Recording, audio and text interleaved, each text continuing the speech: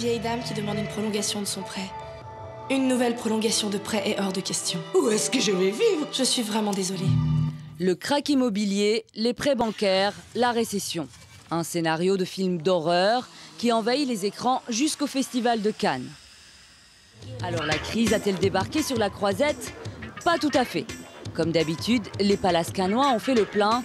Au Carlton ou au Majestic, luxe et glamour font toujours vendre. Et les stars sont bien là. Voici Marion Cotillard ou encore Cécile de France. Mais cette année, les clients ont quand même pris d'autres habitudes. Le petit changement, c'est les méthodes de consommation. Souvent, ils venaient pour 12 jours. Et maintenant, c'est plutôt des périodes de 6. Il y a plus de mouvements. Plus de mouvements aussi du côté des yachts. C'est simple, il y en a moins. Le bling-bling coûte cher. Et cette année, les professionnels du cinéma prennent leurs précautions.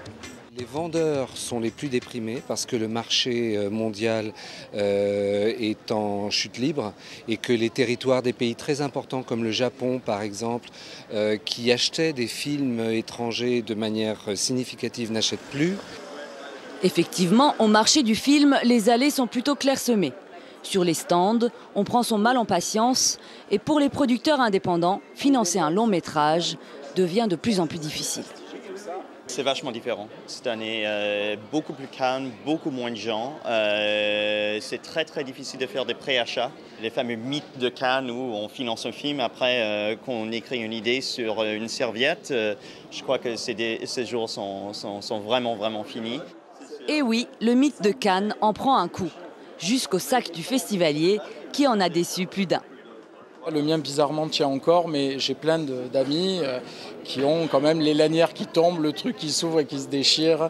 Je ne sais pas combien il a coûté. Je crois que c'est le symbole de la crise à Cannes cette année, le sac.